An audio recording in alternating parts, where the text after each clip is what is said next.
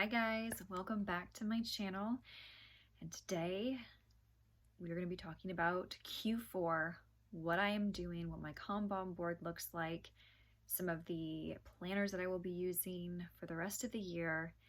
And it's October, sweater weather is here in upstate New York and I am living for it.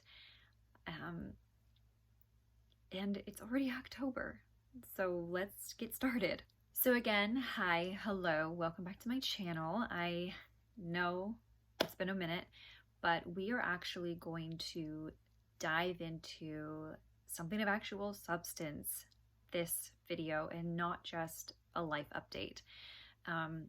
Ignore the Halo Spartan in the background. My husband is a nerd. We have been in New York now for June, July, August, September, going on 5 months. This will be our 5th month.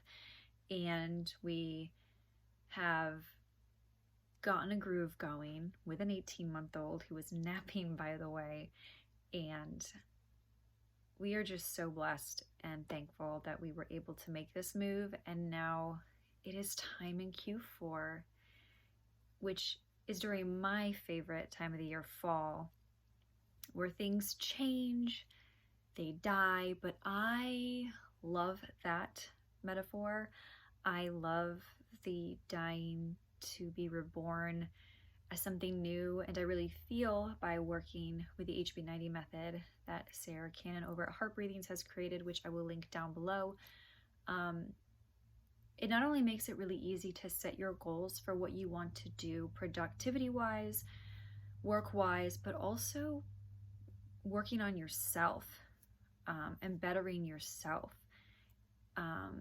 It allows you to grow and it allows you to work on you. And that is what Q4 is going to be all about for me. First things first, how did Q3 go? Work-wise, Q3 went really good. Personally wise, stress level wise, not so good. I was overbooking myself with work. And I have an 18-month-old now who is starting to possibly strike his naps, so that's a little bit daunting. But just not getting enough of the time to do the things that bring me joy or fill my creative well. And I know right now I'm in a season of my life, a young mom to a 18-month-old. It's not going to be about me. Get that. However, I am a workaholic, and there are some things that I need to pull back on in order to manage myself and manage my own mental health, my spiritual health, my physical health, in order to be the best mother and wife that I can be for my family. So Q4 is going to be about finding joy in my writing, in my reading, and in myself again. So I don't have my usual ring light set up here. My husband has it downstairs in the basement where we set up our green screen and our sort of video recording for his commercials studio setup. So I will be holding this. And this is Sarra Cannon's HB90 method, and we're on Q4.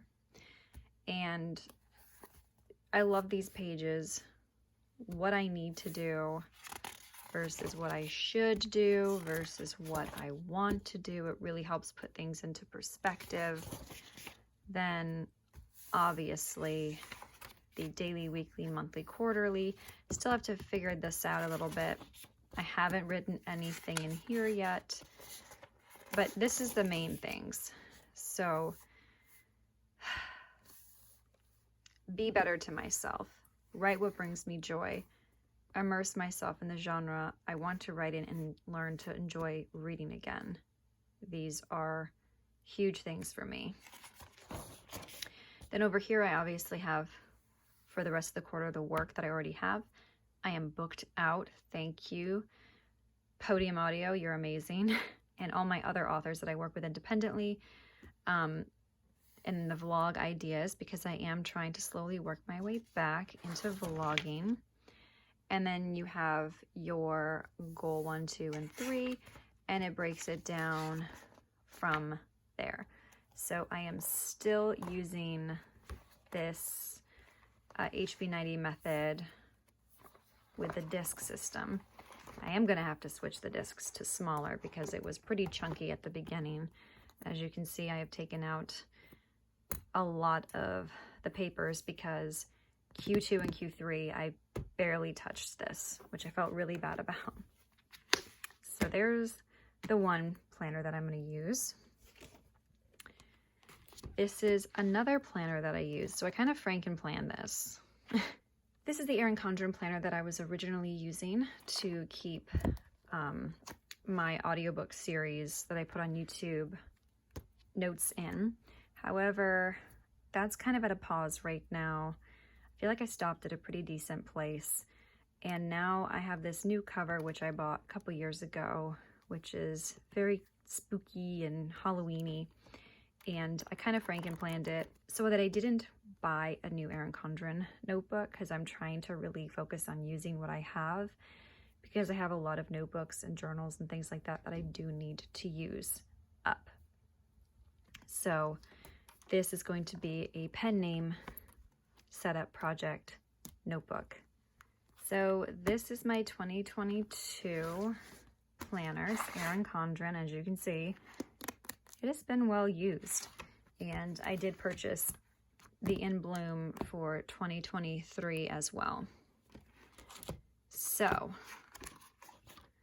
let's go to, we are here.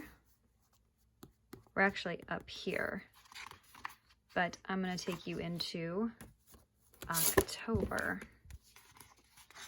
to kind of look at what the setup I'm using. So I've gone all out in decor. I bought this pack from Happy Planner. I'm in love with it. It's amazing. Aesthetically for the fall, it's everything that I want and need in my life.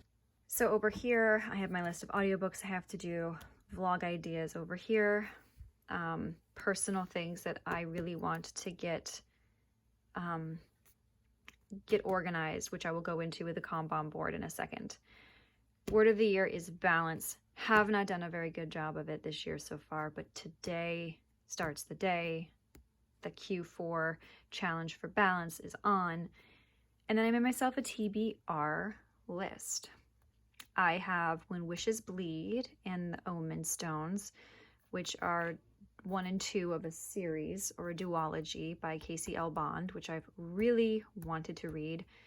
I have downloaded on my Kindle The Shadow of the Gods, book 1 by John Gwain. Wanted to read it. Stormlight Archive, I have to finish reading book 3 and I need to read book 4. And then a friend of mine, Kay Coleridge, she wrote House of Bastion, which is book 1 in the Hadrian Legacy series. And I have been dying to reread it in order to read her book 2 that is out currently. These are all appointments that are personal for my husband and I and my son that need to get done.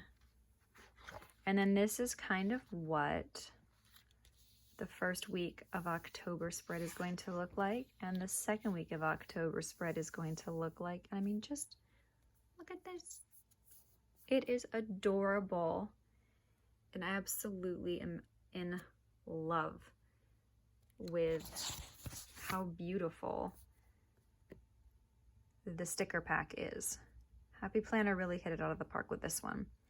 So that is what I am using to plan everything from work to personal. And then obviously back here in the notes section, I still have lots of notes, which I have started to work on my pen name questionnaire, things I need to get organized with it and get things and systems in place. Welcome to my Kanban board. As you can see, I have audiobooks here, personal things that I need to get done for myself here, appointments, and then my writing. And I have created a TBR list. I have chosen a WIP a work in progress to work on. And I have finished one of my audiobooks already. So I'm pretty pleased with it. I'm getting ahead and I am on target. Now, my Kanban board might seem to have a fair amount of space taken up, but a lot of the lists that I have on my Kanban board, they're very minutia, like they're very targeted. And some of the things that I have on there are things that are going to have to be worked into slowly. So goal 1 of Q4 for me is to focus on myself. And that means to create a TBR list to read what I enjoy, to create a downtime routine for the night, to, wind myself down. Journaling, I'm getting back into journaling, which is the last and final notebook that I will show you. It was on sale from Erin Condren, and I've already kind of decorated the first couple of pages. But it's really beautiful. These are all stickers from that Happy Planner seasonal pack. And journaling and getting my thoughts out really has helped me in the past, because I go to bed and then my mind races and I can't shut it down. So journaling before bed, getting all of the guck out, really is helpful. That will be a staple in my evening routine. And then I will either read or crochet, because I am an old lady at heart. But really, I love to crochet and create things. So that is going to be worked into my evening routine. With the journaling, even if it's a line, just one sentence, just something to put down, thought to paper. And then obviously waking at the same time every morning and going to bed at a decent time. I want 8 hours of sleep. I have found when I get 7 to 8 hours of sleep a night, I function the best. And I just need it. I need to prioritize my sleep, because sleep can be really detrimental for my mental health.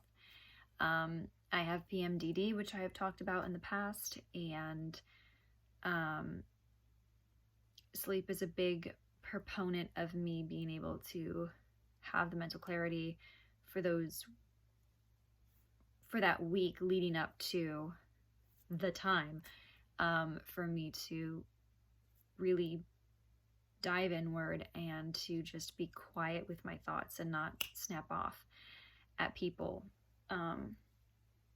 Another thing that I am doing is working out 3 times a week, maybe 4 if I possibly can. Now that the weather is getting colder up here, I can't take my son for as long as walks as we used to, and he's getting to the point where he doesn't really like walks in the stroller. So I need to find some kind of cardio, or do HIIT cardio, or start really working on lifting again and doing things of that nature to work out, because again, everything goes together, and that's really helpful for my PMDD and for, again, my mental health. And I want to be healthy and I want to be strong. Which brings me to less of the mental health and more of the physical health. You see Asuka there. They love the windows in this house. Like, they're absolutely loving their life. But, I'm going back to cutting out sugar, except in the holidays. Obviously, I'm not that crazy. But cutting out the sugar and the processed foods. Alcohol only on special occasions. Detoxing from that. And then switching from caffeinated coffee to decaf. I know I might be insane, but I've watched and read up on what caffeine does to the circadian rhythm. And while I'm not like, oh my God, coffee is so evil, I know for me that when I have been off of caffeine, I went like a couple of years without drinking hardly any coffee. I was on decaffeinated tea, and also if I had a coffee, it was decaffeinated coffee. And those were honestly the years that I slept the best. Like, I could fall asleep quickly, wake up easy in the morning. And ever since I've gotten on coffee, working an office job and driving by a Starbucks or a Dunkin' every morning, I noticed that that was when my sleep habits, my waking habits, and my craving and my addiction to caffeine, even if it's just 1 cup, was enough to set me off. So getting off of that. Also, just for me, I'm getting my nails done. I love it when my nails are professionally done. And I did these myself, but I really am looking forward to going to a nail salon and getting my nails done professionally, because they last for at least 4 to 5 weeks, and then I just have to go in and get them filled and cut down and repolished or whatever. It's so much easier than, missing. And it's just something that I want to do that's nice for myself. And of course, spiritually and emotionally, journaling is going to help me, but also finding a time to be in my Bible, be in the Word, and to, be able to write down and just take that time for myself. I know that I need that. I need that time, and I haven't been giving that time, and it has definitely affected my productivity and my positivity and my outlook, so to say, on life. Now, in the realm of finding my joy in writing again, I have been struggling writing the current project that I'm working on, Claymore. I wrote it, I rewrote it, I made it PNR, which made sense. However, I feel like it's not the time to finish that series right now.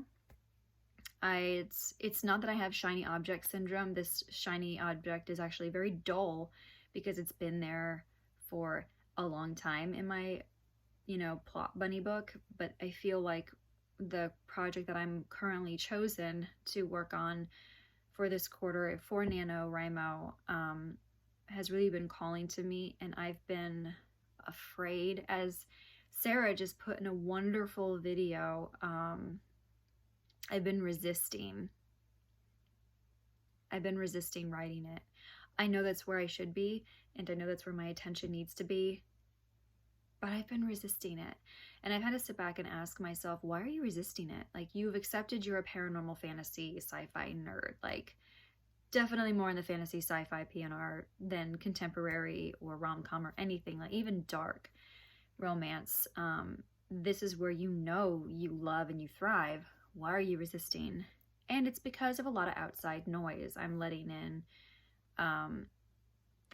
And it's not that it's bad noise, because the people who I've listened to who talk about writing a market, creating a pen name, writing multiple books before you release them and then releasing them in quick succession, I get it. It makes perfect sense, because the market environment that we are in right now is so fast-paced, so like you have to be relevant and stay relevant in order to be successful. But I can't do that. I can't take joy in my writing and be that person, not in the season of my life. So as I stated in the last video that I did, what I am working on currently brings me immense joy. Not that the other stuff that I write didn't bring me joy, because it did.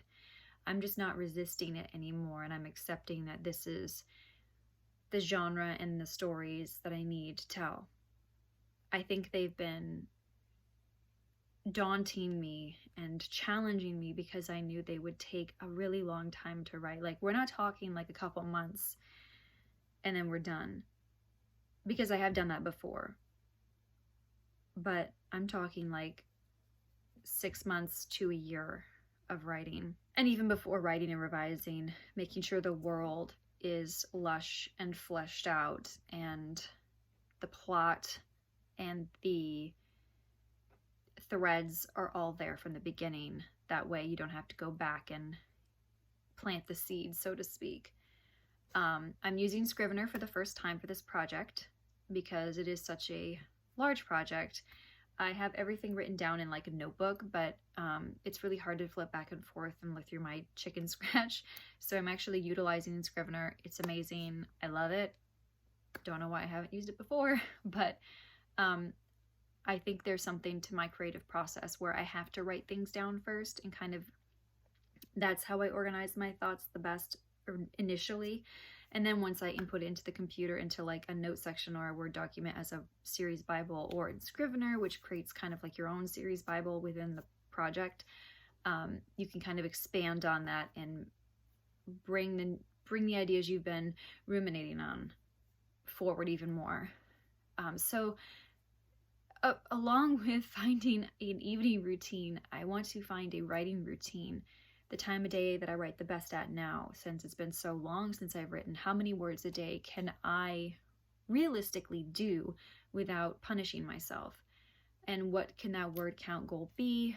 What are my days off that I know that I don't want to do anything due to holidays? And then keep this series diary and Scrivener. Look at Pinterest and get art that's beautiful and inspires me, and create a secret board for myself. That way I can look and be inspired. Create a playlist of like epic soundtracks that inspire me.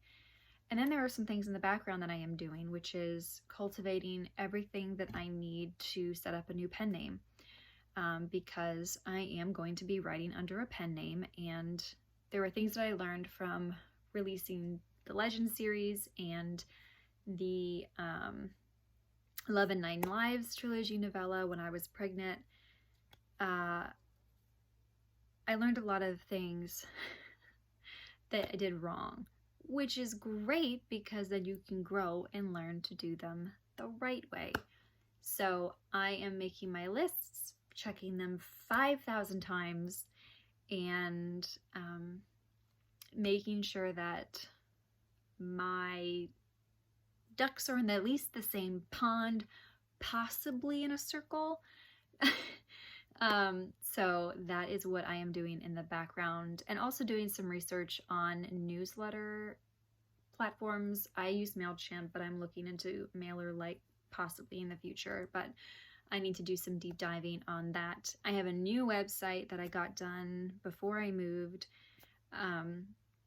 I link it down below. It's beautiful for my original name, Kylie Stewart. It's very contemporary, very cozy, homey feel. And it works for me right now. It's a very basic website. It is there. It's a placeholder. And I'm happy with it. It's beautiful. New logo and everything. But I am working on a pen name with a new logo, with a new possible website in the future that will launch closer to book launch, whenever that is. So there are a lot of moving parts, and as I said before, one of the biggest things was learning to budget my time. I don't have to take on as many audiobooks as I used to, but I love audiobooks. They are my job, but I have limited myself to doing 2 to 3 a month because I am a full-time mom, and I can't overbook myself, and I need to have time for my little, and I need to have time for me, for mom, to be able to do all of these other things that I want to be able to do. I have a huge, at a glance, calendar behind this camera that I have to switch over to October and fill out all of my due dates, my start dates and my due dates for audio. That's how I keep up with, you know, my work and making sure that I get everything done. I'm already ahead, which is fantastic, but that is what my Q4 looks like. Those are my goals for Q4. That is a very long, this is going to be a very long video, but I'll try and see if I can use timestamps. I don't know if I can use timestamps yet. If not, I'll kind of, you know, give you a rough idea of what I'm talking about in the description. So it is good to be back. It will be slow. It will be hopefully quality. I'm not going for multiple videos in a week. I'm going for videos that I have good things to talk about, good things to show you, and something to say instead of just trying to fill a void. And I will tell you right now, NaNoWriMo, there may be a video a week. That's about it. I'm not doing the NaNoWriMo daily vlogs. Those are so fun, but I literally have no time right now. So maybe in the future I will do them again. And yeah, so hope you enjoyed this video. And what does your Q4 look like? What is the most important thing for you going into Q4 that you want to work on, whether it be personal, health-wise, or work-wise, productivity-wise? Let me know down below. From me to you guys, one love.